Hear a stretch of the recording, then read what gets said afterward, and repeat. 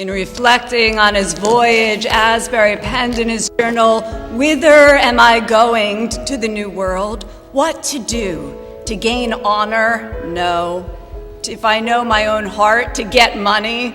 No. I am going to live to God and bring others so to do." 26 years old, never to return to his home of his birth, Francis Asbury follows his call to live to God and bring others so to do. He didn't serve the finest circuits. He wasn't a very good preacher.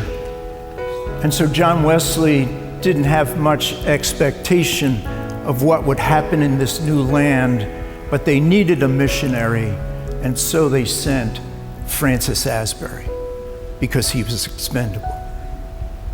But isn't that the way of God? That God can take what others don't see and make something of it. That God can see in others, in their humility and their willingness to serve and their willingness to empty themselves and make something great happen. And that's what God did through Francis Asbury.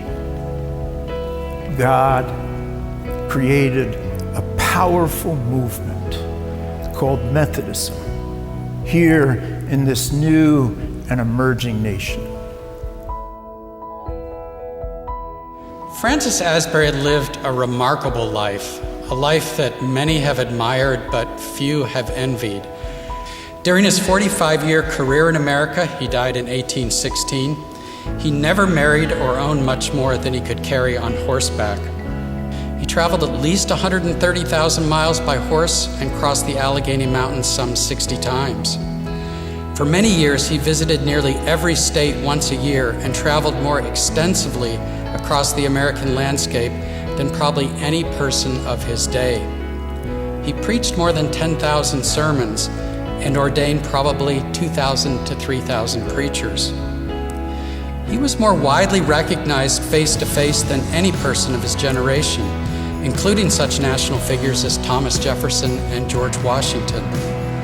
Landlords and tavern keepers knew him on sight in every region, and parents named more than 1,000 children after him.